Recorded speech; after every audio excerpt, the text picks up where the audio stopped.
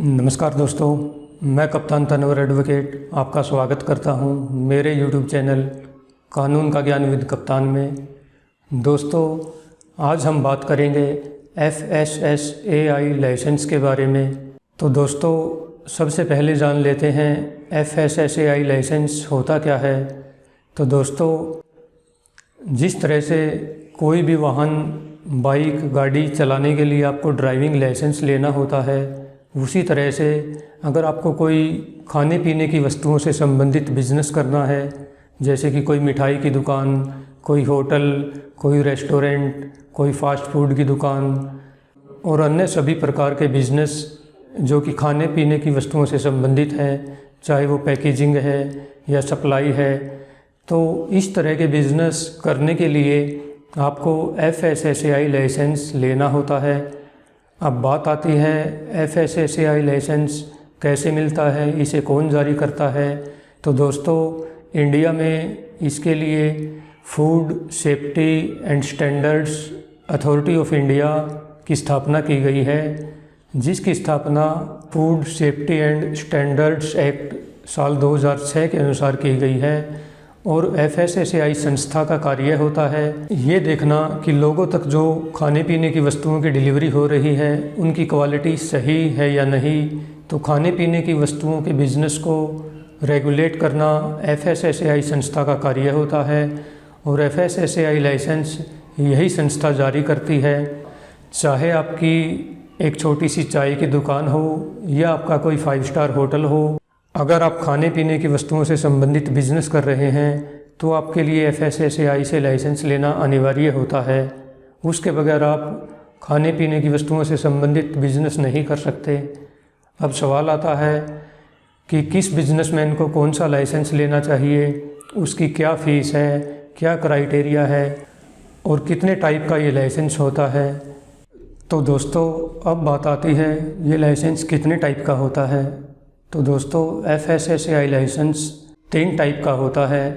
पहले नंबर पर आता है बेसिक रजिस्ट्रेशन और दूसरे नंबर पर आता है स्टेट लाइसेंस और तीसरे नंबर पर आता है सेंट्रल लाइसेंस। तो दोस्तों, ये तीनों ही प्रकार के लाइसेंस लेने का क्राइटेरिया अलग अलग है और सभी बिजनेसमैन पर अलग अलग क्राइटेरिया लागू होता है। ये डिपेंड करता है कि आपका बिज़नेस किस टाइप का है। कुछ बिज़नेस पर ये क्राइटेरिया उनके टर्नओवर के हिसाब से लागू होता है और कुछ बिज़नेस पर ये क्राइटेरिया उनके प्रोडक्ट की क्वांटिटी के हिसाब से होता है। अब बात कर लेते हैं टर्नओवर वाला क्राइटेरिया। तो दोस्तों, जिनके बिज़नेस का 1 साल का टर्नओवर 12 लाख रुपए तक का है तो उन्हें बेसिक रजिस्ट्रेशन करवाना होता है, यानी कि बेसिक लाइसेंस लेना होता है। और जिन बिजनेसमैन का टर्नओवर 12 लाख रुपए से लेकर 20 करोड़ रुपए तक का 1 साल का है, उन्हें फिर स्टेट लाइसेंस लेना होता है।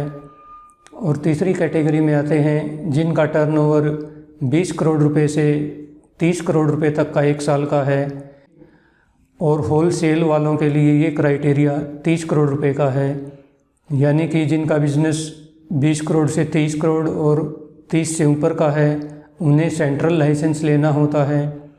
अब कुछ बिज़नेस में ये क्राइटेरिया उनके प्रोडक्ट की क्वांटिटी के हिसाब से होता है, जैसे कि जिनका बिज़नेस डायरी प्रोडक्ट का है, दूध का है और दूध से बनने वाले आइटम का है, तो पर डे उनके प्रोडक्ट की, उनके दूध की पैकेजिंग की सप्लाई कितनी है वो उस पर डिपेंड करता है। वो क्राइटेरिया फिर उस हिसाब से लागू होता है। तो आपका जो बिज़नेस है उससे संबंधित क्राइटेरिया आप जाकर वेबसाइट पर देख सकते हैं। उसकी पूरी लिस्ट दी होती है और पूरी डिटेल में मेंशन होता है कि कितनी क्वांटिटी के लिए कौन सा क्राइटेरिया लागू होगा और आपकी एलिजिबिलिटी क्या है। अब बात आती है इस लाइसेंस की वैलिडिटी की, ड्यूरेशन की। तो दोस्तों, इस लाइसेंस की वैलिडिटी 1 साल से 5 साल तक होती है। यानी कि आपको मिनिमम 1 साल के लिए मिल सकता है और मैक्सिमम 5 साल के लिए मिल सकता है। उसके बाद license time to time renew करवाना होता है। तो ये तो बात हुई लाइसेंस की टाइप्स की और क्राइटेरिया की। अब बात आती है लाइसेंस की फ़ीस की। तो दोस्तों, बेसिक रजिस्ट्रेशन की फ़ीस 100 रुपये होती है और स्टेट लाइसेंस की फ़ीस और सेंट्रल लाइसेंस की फ़ीस 2000 रुपये से शुरू होकर 7,500 रुपये तक जाती है, जो कि आपके प्रोडक्ट की क्वांटिटी के हिसाब से लागू होती है। अब बात आती है लाइसेंस कैसे अप्लाई किया जाता है, मिलता कैसे है। तो दोस्तों, लाइसेंस के लिए ऑनलाइन अप्लाई किया जा सकता है और इसके लिए आप FOS/COS की वेबसाइट पर जा सकते हैं और आपको अपने बिज़नेस की कैटेगरी मेंशन करनी होती है, अपने बिज़नेस की डिटेल, बिज़नेस नेम और अन्य डॉक्यूमेंट्स अपलोड करने होते हैं। उसके बाद ऑनलाइन ही फ़ीस जमा हो जाती है और मैक्सिमम 1 हफ्ते से लेकर 10 दिन में इसका रिजल्ट आ जाता है। अगर आपकी फ़ाइल सक्सेसफुली सबमिट हो जाती है तो आपको लाइसेंस इशू कर दिया जाता है और उसके बाद आप अपने लाइसेंस का प्रिंट आउट लेकर अपने बिज़नेस प्लेस पर लगा सकते हैं और लीगली अपना बिज़नेस कर सकते हैं। तो दोस्तों, अब बात आती है लाइसेंस लेने के बेनिफिट क्या है। तो दोस्तों, सबसे बड़ा बेनिफिट तो यही है, आप अपना बिज़नेस लीगली करेंगे। नेक्स्ट बेनिफिट दोस्तों ये है, अगर आपको अपने बिज़नेस की ग्रोथ करनी है या अपनी स्टेट से बाहर कहीं सप्लाई करनी है या किसी गवर्नमेंट डिपार्टमेंट में सप्लाई करनी है, तो उसके लिए भी आप तभी अप्लाई कर पाएंगे जब आपके पास रिक्वायर्ड लाइसेंस होगा। अगर आप अपने प्रोडक्ट को ऑनलाइन प्लेटफॉर्म पर सेल करना चाहते हैं, जैसे कि ज़ोमैटो, स्विगी और अन्य कोई भी ऑनलाइन प्लेटफॉर्म, तो वो भी आप तभी कर पाएंगे जब आपके पास लाइसेंस होगा। अब बात आती है उन बिजनेसमैन की जिन पर टर्नओवर वाला क्राइटेरिया लागू नहीं होता। अगर आप अपना बिज़नेस 2 स्टेट या 2 स्टेट से ज़्यादा में कर रहे हैं तो आपको लाइसेंस के लिए अप्लाई करना ही होता है और आपको सेंट्रल लाइसेंस के लिए अप्लाई करना होता है। तो दोस्तों, इस तरह से इस वीडियो में हमने जाना लाइसेंस कितने प्रकार का होता है और उसका क्या प्रोसेस है और किस बिजनेसमैन को कौन सा लाइसेंस लेना चाहिए। दोस्तों, आशा करता हूँ वीडियो आपको इन्फॉर्मेटिव लगा होगा। वीडियो को लाइक कीजिए, मेरा चैनल सब्सक्राइब कीजिए। मिलते हैं अगली वीडियो में किसी और टॉपिक के साथ।